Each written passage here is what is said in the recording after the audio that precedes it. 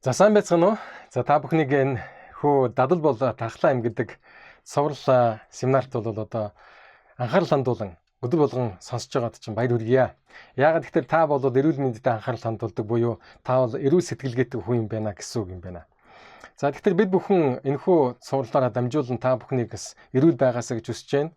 Тэгээд эрүүл байх дадлыг бас одоо төлөвшүүлээсэй гэж хүсэж байна. Гэхдээ эрүүл мэнд гэдэг бол зөвхөн бие махбодын асуудал бол биш ээ. Эрүүл мэнд гэдэг бол баг ихэнх нь бол сэтгэлгээ, бодол санаа, оюун санаанаас бол одоо шалтгаалдаг. За тийм учраас өнөөдөр миний чухал сэдэв бол эрэг сэтгэлгээ гэдэг одоо сэдэв байгаа. За тэгээд өнөөдрийнхөө энэхүү семинарыг эхлүүлэхээс өмнө бид бүхэн Библийн нэгэн ишлэлийг бол хуваалцъя. За Библийн эрдэнэ судрал бол одоо бидэнд амьдралыг минь өөрчлөх, шинчлэх тийм гайхамшигтай боломжийг өгж идэг гайхамшигтай ийм одоо судар юм байна. За тэгээд эртдээр үеэс эхлүүлэн хүн төлөвт нэгцээд байгаа үннийг бол одоо зааж өгсөн. Хэрвээ эдгээр одоо сургаалуудыг бид амьдралд хэрэгжүүлэх юм бол бид нар эрүүл сарвал амьдрах боломжтой байгаа. За тэгэхээр 2 дугаар Коринт номын 2:14 дугаар бүлэг дээр ишлэл дээр ингэж хэлсэн байдаг. Харин бурханд талархлууд нь өргөгдөх болтугай гэж хэлсэн. Тэгэхээр бид бүхэн талархалтай амьдрах хэрэгтэй. Талархаж сурна гэдэг чинь бол байгаа зүйлсийг үнэлнэ гэсэн үг. Байгаа зүйлсээ одоо үнэлж байгаа хүн бол хэрхэн яаж байгаа зүйлсээ зөв ашиглах вэ гэдгийг бол одоо ойлгодог гэсэн үг.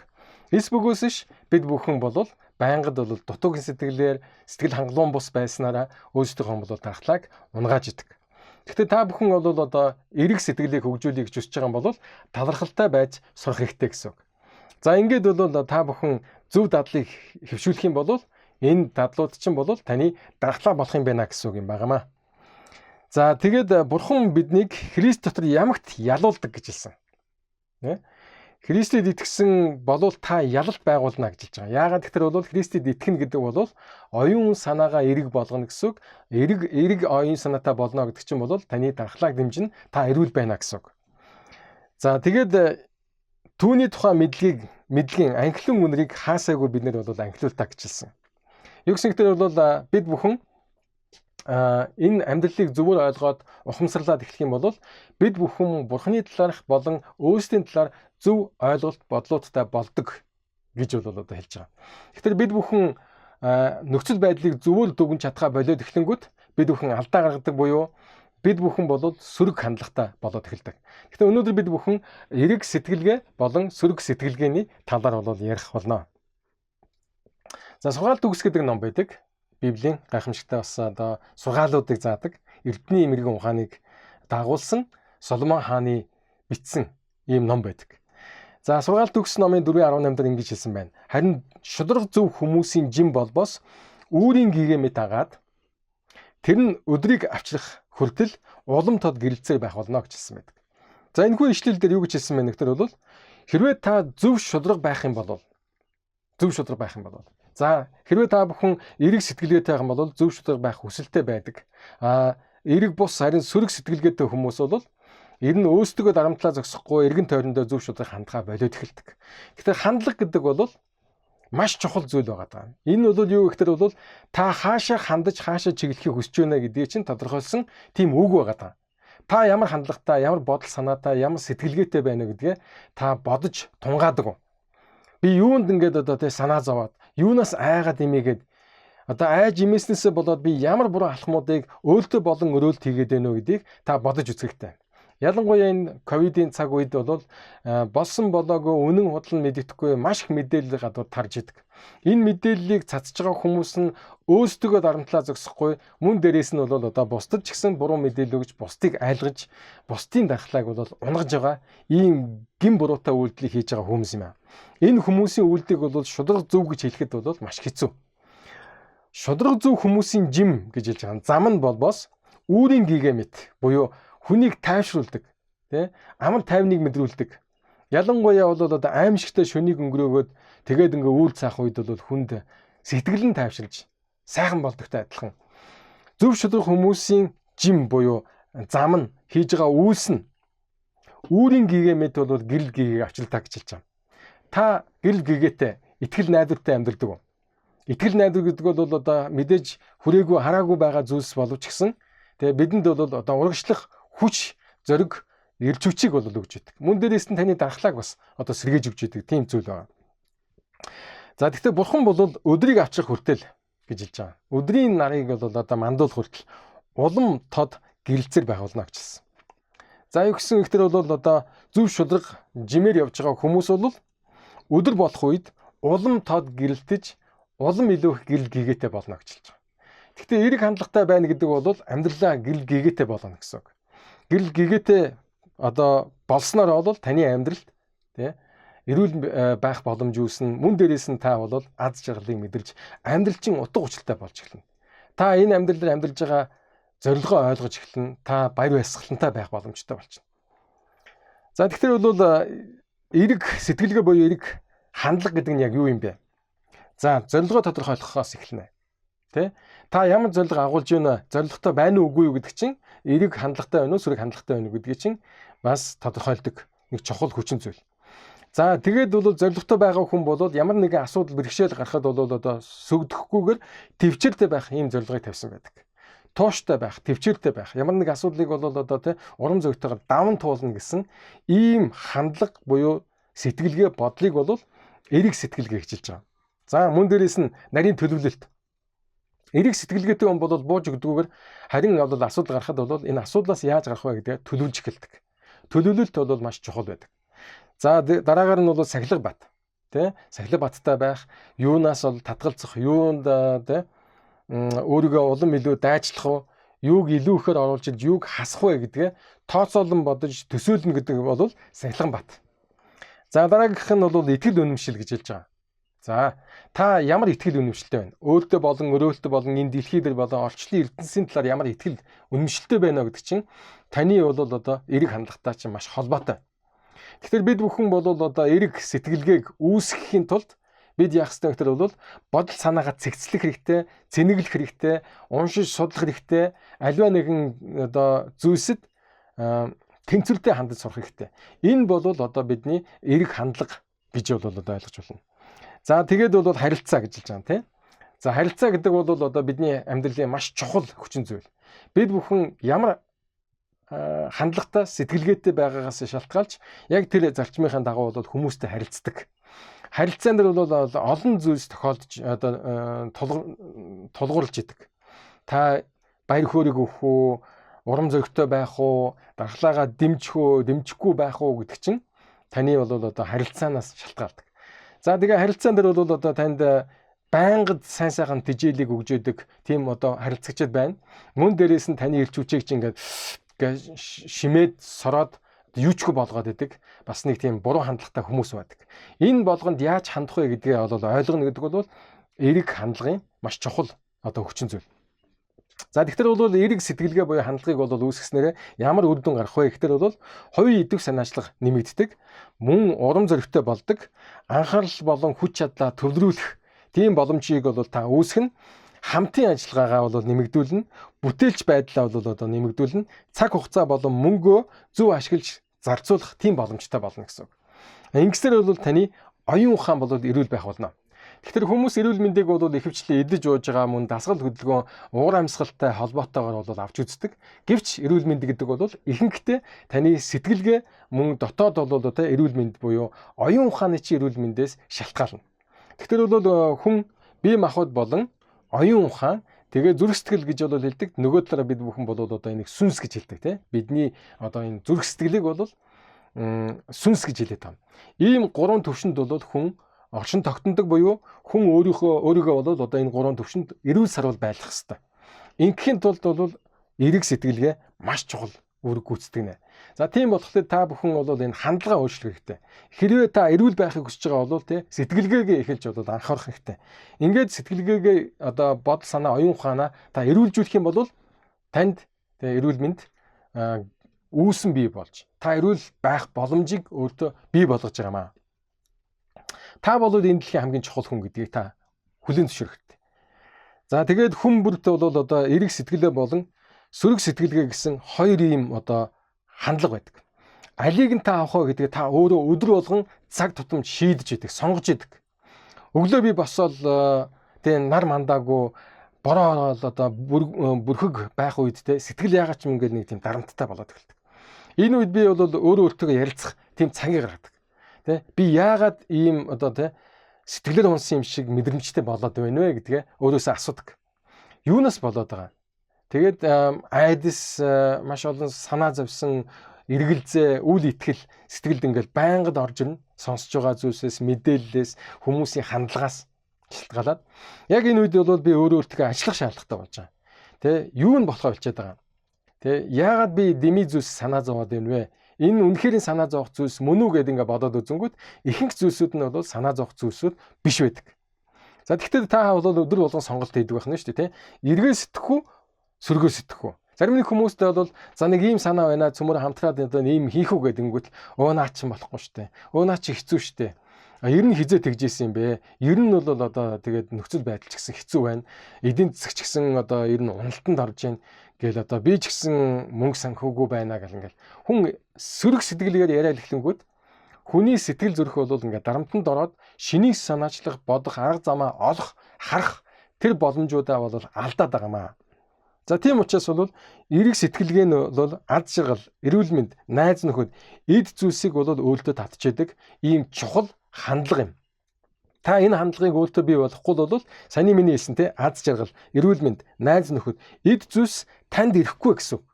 Гэтэл бол одоо таны амжилт чинь бол таны хандлагатай холбоотой байна шүү гэдгийг та ойлгох хэрэгтэй. Харин сөрөг сэтгэлгээ нөгөө талдаа бол ад жаргал, эрүүл мэнд, найз нөхөд эд зүйлсийг бол өөрөөсөө түлхэж байдаг тийм зүйлийг бол хэлж байгаа. За би та бүхэн нэг жишээ татчих юм. Фуллер гэдэг нэгэн залуу байсан. За энэ хүн бол одоо маш том хэмжээний ийм гоо сайхны бараа бүтээгдэхүүн үйлдвэртэй болсон. Тэгээ энэ хүний зам бол одоо дардан байгаагүй. Тэрээр бол маш ядуу айлын хүүхэд байсан. Луизиана гэдэг бол мужид амьдардаг байсан. Энэ бол газар тариалангийн мужил та. Газар тариалангийн муж гэдэг чинь бол ер нь ядуу газар гэсэн үг. Юу гэсэн үг бол оффист одоо том хот юм уу болсон газрууд бол их баян. Яагаад гэвэл тэнцээ бол мөнгө эргэлдэж идэг байхгүй. Харин газар тариалангийн газар бол одоо яг нь өдөр тутам завгүй ажил хийдэг ядуу хүмүүс бол амьдарч идэг. Тийм газар бол амьдарч исэн. За тэгээ тариалангийн газар түрээсэлдэг хар эстэн тэгээ 7 хүүхэдтэй ийм айлын одоо хамгийн бага хүүхэд болон төрсөн ийм хүү байсан.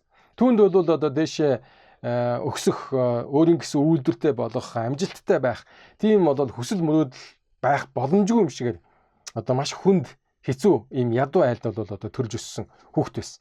Тэгээд 5 настайгаас ажил хийсэн гэж хэлж байгаа. За та бүхэн боддоо өнөөдөр хүүхдүүд бол 6 настайгаас сургуульд орж байгаа. Тэгтэл бол сургуульд орохоос өмнөх наст буюу 5 настайгаас хар ажил буюу газар тариалангийн хүнд ажлыг бол хийж эхэлсэн гэдээ бодох тэр ямар хэцүү амьдралаар амьдарч ирсэн бэ гэдгийг та бүхэн бодоод үзье. Тэгээд 9 настайгаас бие даан илжиг хөллөж тэ гэр бүлээ тэжээхийн тулд ингээ ачаа зөөдөг болсон. 9 настай хүүхэд. Ингээ тэр хүүхэд бол одоо багаасаа нухлуулад маш хүнд амьдралтай байсан. Тэгээд сэтгэлээр унж болох байсан. Гэвч түүний ээж нь түүнд ингэж хэлсэн байдаг. Ядуу байна гэдэг бол бурхны хүсэл биш ээ гэж бол хэлсэн байдаг. Энэ үгийг байнга давтаж хэлсээр гаад тэр үг нь бол сэтгэлд нь ингээд зоогдоод тэгээ фуллер бол одоо өөртөө их итгэлээ бол олж авсан. Буюу эрэг хандлагыг бол бий болгож чадсан. Ингээд ээжийнхаа хэлжсэн те хүмүн бид ядуу байх ёсгүй юм шүү гэж бол хэлж байгааг байнга сонсч ирсэн. Ядуу байгаа нь бол бурхны таалал биш. Бид ядуу байдлаасаа гарахыг хүсэх хэрэгтэй. Ингээд ингэж одоо хэлэх үед бол фуллер юуг ойлгосон бэ гэхээр бол би ер нь сайхан зүйлсийг хүсэж мөрөөдөж, сайхан зүйлсийг бодохгүй юм бол муу зүйлс маань, муу бодол маань намайг одоо тий улам ядуу болгож ин шүү гэдгийг ойлгож гисэн. Бүр багаасаа. Ингээд фуллер хүсээгүй зүйлсээрээ төвлөрж болохгүй юм байна гэдгийг ойлгосон. Харин бодох биш хүсэж байгаа зүйлсээ тий бодож төвлөрөх хэрэгтэй гэж бол одоо хэлсэн. Тэгээд тэрээр бол одоо тий хүсээгүй зүйлсээ бол авч хаяад хүсэж байгаа зүйлс маань юу вүлээ? Би яг юунд хүрэхийг хүсэж байгаа вэ гэдгээ бодож төсөөлж эхэлсэн. Ингээд сайхан зүйлсийг хүсэж мөрөөдөд төсөөлөд эхэлсэн чинь бол одоо тий амьдралд нь гэрэл гэгээ шин санаа боломжууд бол үүсэж эхэлж байгааг анзаарсан. Тэгэхээр бол тэрээр ингэж хэлдэг гэсэн. Та юуг анхаарна? Тэр бол таны бодлыг эзэмдэн шүү гэж хэлсэн. Та юуг анхаарна? Юунд анхаарлаад төвлөрүүлнэ? Юуг уншина уу? Юуг бодно уу? Тэ ямар яриатай хүмүүстэй нийлнэ үү? Тэр чинь бол таны бодлыг эзэмднэ гэж бол хэлж байгаа. Ингээд бол эдгээр наснда савн худалддаг ажил хийсэн. Энэ ажлаа бол 12 жил хийсэн байна. Айлын гэрээр бол дамжиж яваад тэгээд бол одоо бараагаа танилцуулаад ингээд зараа явдаг гэсэн. Ингээд бодол санаанд тууштай байдлыг бий болгосноос болж тэрээр бол эрэг тууштай төвчээртэй ийм үр дүнг бол гаргаж эхэлсэн. Тэрээр мөнгө хадгалж эхэлсэн. Тэр түүний хадгалсан мөнгө нь их хэмжээний мөнгө байгаагүй ч гэсэн тэр хадгалсан мөнгө нь бол түүнд дараагийн алхмаа хийх боломжуудыг бол үүсгэж ирсэн. Ингээд Фуллер нэг өдөр явж итэл бол савнгийн өдөр худалдаж байгаа зарыг сонссон. Ингээд бол очиод уулзаад үзсэн чинь бол үйлдвэр нь бол $150 мянган үнэтэй гэж бол хэлж байсан. Тэр 12 жилийн туршид мөнгөө цааш нь хадгалсараа $25 мянган цуглуулсан байсан. Ингээд $125 мянган олох хэрэгтэй болсон. Та хамгийн сүүлд одоо тий хизээ болоод энэ хүү шийдвэрийг гаргаж хинд үйлдвэрээ зархаа хизээ шийдэх вэ гэдээ асуугаад бол үйлдвэр эзэн би 10 хоногийн хугацаанд бол энэ үрийг дарах ёстой. Би бол банкнд зээлтэй байгаа. Тийм учраас 10 хоногийн дотор энэ асуудлыг шийдэхгүй бол банк энэ одоо үйлдвэрийг нь одоо авна гэж бол хэлсэн. Ингээд Фуллер бол 10 хоногийн туршид байж болох бүх газрууд руу очиж хөрөнгө оруулагч нартай уулзаж тэгээ өөрийгөө бол илэрхийлж явсан. Ингээд явсараад бол хамгийн сүүлчийн орой нэг $25 мянган дутцсан байх үедээ тэрээр ингээд гудамжаар алхаж байтал нэгэн том өндөр офисын барилгын цонх нь бол гэрэлтжсэн. Тэгээд тэр газар руу яваал авсан. Явж ороод бол өөрийнхөө төлөвлөгөөг хийсэн, яриагаа бол одоо хийсэн. Тэгээд түүнийг сонсч ирсэн хөрөнгө оруулагч бол хар сууж ирсэн аа. Чи ийм шин орой болтол ингээд явж байгаа чин мөн дээрээс нь бол уран зориг алдаагүй байгаа чин миний сэтгэлийг хөдлөглөө гэд. Ингээд бол хөрөнгө оруулалт хийж тэрээр бол үйлдвэрээ зээлэр худалдаж аваад үйлдвэрээ босгон дэлхийн буюу Америкийн нэлээд том нэр хүндтэй юм бол одоо гоо сайхны бараа болон оймс за тэгээ хаяг шашиг үйлдвэрлэгч тийм том үйлдвэрийн эзэн болж хувирсан байдаг. Энэ бол одоо маш хэцүү амьдралаас дээшээ гарч ирсэн түүх. Тэгэхээр энэ болгоныг яаж амжуулсан бэ гэхээр яагаад боломжгүй зүйлсийг боломжтой мэтэр бол хийж чадсан бэ гэдгийг асуухад бол Фуллер байнга хэлдэг байсан. Энэ бол эрэг хандлага буюу эрэг сэтгэлгээнээс болсон гэдэг. Тэгэхээр эрэг сэтгэлгээ гэдэг бол таныг оюун ухаан бодол санаагаар чинь эрүүлжүүлэх тийм чухал хүчин зүйлс гэдгийг та сайн ойлгох хэрэгтэй. Тэгэхээр та эрүүл байхыг хүсэж байгаа бол гутранг байж болохгүй. Та өөрийгөө бол одоо оюун ухаанаар удирдах хэрэгтэй. Та өөрийгөө бол одоо сэргээх хэрэгтэй. Ингэж байж та эрэг хандлагатай болно гэсэн. Филиппо номын 1:6 ишлэлээр ингэж хэлсэн байна. Та нарын дотор сайн үйлсийг эхлүүлсэн Бурхан сайн үйлсээ Христ Есүсийн өдрийг хүртэл төгс төгөлдөр болгоно гэдэгт би итгэж байна гэж хэлсэн. Юу гэсэн ихтэй бол бид том агуу зорилгын төлөө дуудагдсан юм байна. Энэ том агуу зорилгыг хэрэгжүүлэхийн тулд бид бүхэн болоод өөрсдөө байгаа бүх боломжуудыг дайчлах ёстой байна. Тэгвэл бол өөртөө байгаа боломжууд гэдэг нь маань юу юм бэ гэхээр бол та сайн бодоод үзээрэй. Таны эд хөрөнгө биш. Ямар улс оронд амьдарч байгаа чинь биш. За яа. Таны хамгийн том эд хөрөнгө гэдэг чинь бол таны сэтгэлгээ буюу оюун ухаан. Оюун ухаан чинь эрүүл сарвал байна уу гэдгээ та байнга хянах хэрэгтэй. Оюун ухаанаа та дасгалжуулах буюу өдөр болгон ном унших хэрэгтэй. Өөрийгөө бол одоо оюун ухааны дасгал хийж бодож тунгааж төлөвлөх тэр ажлуудыг хийх хэрэгтэй. Дараагаар нь та яах ёстой гэхээр бол зөв мэдээллийг авдаг байх хэрэгтэй. Энэ нь бол оюун ухааны чинь хоол хүнс.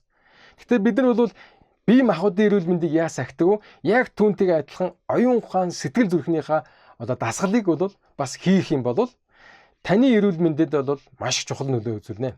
Би зарим нэг хүмүүс хэлдэг те эрүүл мэнд гэдэг бол зөвхөн бие махбод биш харин бараг 90% нь бол оюун ухаан зүрх сэтгэл бодол санаатай ч холбоотой байд юм ба гэж бол хэлдэг.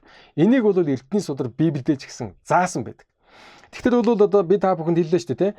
Бурхан бидэнд агуу зорилго өгсөн юм байна, төлөвлөгөө өгсөн юм байна. Бурхан бидрийг бол одоо өвчтөе зовлонтой ядуу зүдөө сэтгэж чаддгүй тийм хүмүүс байхыг хүсдэггүй юм байна. Тэгэхээр хүнд хэрэгцээтэй бүхэл тэр боломжуудыг Бурхан хангадаг юм байна гэсэн ийм итгэл найдварыг та сэтгэлдээ суурьшуулах нь маш чухал алхам. Тэгэхээр эрэг сэтгэлгээ гэдэг бол биднийг сэтгэл зүрхээ эрүүлжүүлдэг байх нь. Дээрээс нь бол яаж яах вэ гэхээр биднийг бодол сэтгэх зөвөр юмыг ойлгож тунгаадаг зөв оюун ухаан бодол санаатай болоход нөлөөлдөг маш том хүч юм байна гэдгийг ойлгож аваарай. Танд хүрж болохгүй зүйлс гэж байхгүй, таны бие махбодыг эрүүлжүүлэх маш олон боломжууд хэрэгцээнүүд бол байгаад байгаа гэдгийг та ойлгоод түүнийг амьдралд хэрэгжүүлэх гэсэн бодолтой болох юм бол таны амьдрал бол өөрчлөгдөнө. Тэгэхээр бол нөхцөл байдал бол таны хүссэнээр байхгүй гэж болох юм. Таны бодож төсөөлж байгаа зүйлс эргэн тойрон чинь байхгүй гэж болох юм. Энэ чи юуг харуулж өгч байгаа нөхөр бол та эдгээрийг хүсэж мөрөөдөд хойноос нь явах ёстой гэдгийг л харуулж өгч байгаа. Фуллер гэдэг хүний түүхийг би та бүхэнд ярьж өгсөн тийм. Маш үгээгүй ядуу амьдралтай байсан тэр залуу яаж Америкийн тэргүүн үйлдвэрлэгч болж чадсан бэ гэдэг бол тууштай байдал. Мөн дээрээс нь эерэг хандлагаас шалтгаалсан байдаг. Ингээд бол хүнд бүтээж хүлж болох гайхамшигтай тийм боломжууд эргэн тойронд бол ингээд хангалттай байж байгаа. Би өөрийгөө бол эерэг хандлагатай гэж заримдаа боддог байсан. Гэвч яг ингээд хэцүү зүйл тохиолдол нөхцөл байдал хүндрэл эхлэнгүүд би эерэг байдалтай биш юм байна гэдгийг ойлгож гисэн. Ингээд би өдөр болгон өөртөө тололдож идэг. Өдөр болгон би өөрийгөө яаж би эерэг байх вэ? Яаж болохгүй биш харин болно гэсэн сэтгэлгээтэй байх вэ гэдгийг өөртөө бол байнга ятгаж байдаг, сургаж байдаг, мөн дээрээс нь бол ингээд хүчилж идэг. За тэгэхээр бол та бүхнээс би юу гэж хүсэж байгаа нөхдөр бол бидний эргэн тойронд маш их олон боломжуудыг бурхан өгсөн байдаг юм шүү гэдгийг анзаараач. Энэ боломжуудыг харин зөв ашиглаж үр дүнг нь гаргах үүрэг нь бол танд ногдсон байна. Энийг яаж хийх вэ гэхээр бол эерэг сэтгэлгээ буюу хандлагаар хийдэг юм аа. Гэхдээ та эерэг хандлагыг өөртөө төлөвшүүлэхэд бол миний заасан энэ алхмуудыг хийгээд үзээрэй. За тэгээд өдөр тутам та хичээгээрэй. Тэгээд болохгүй биш, чадахгүй биш, харин болно гэсэн сэтгэлээр хандах юм бол таны оюун ухаан сэтгэл зүрхчин эрүүлжиж эхэлж байгаа маа. Ингээд бие махбод чинь бол эрүүлэр нөлөөлж эхэлнэ гэсэн үг. За ингээд та бүхэнд бол амжилт хүсье. Та бүхэн болно бүтэн гэсэн энэ эерэг хандлагыг сэтгэлгээг өөртөө бий болгоод төлөвшүүлээд харин сөрөг хандлагаа бол устгаж өхүүлээрэй гэж хэлж байна. Эерэг сэтгэлгээ бий болох үед бол сөрөг сэтгэлгээ өвчөдөг. Хоёулаа зэрэг явна гэсэн тийм ойлголт бол байхгүй гэдгийг ойлгоорой. Ингээд та бүхэнд бол эерэг сэтгэлгээгээр эрүүл сарвал байхыг би хүсэн өрөөж байна. Бүгдэнд нь амжилт хүсье.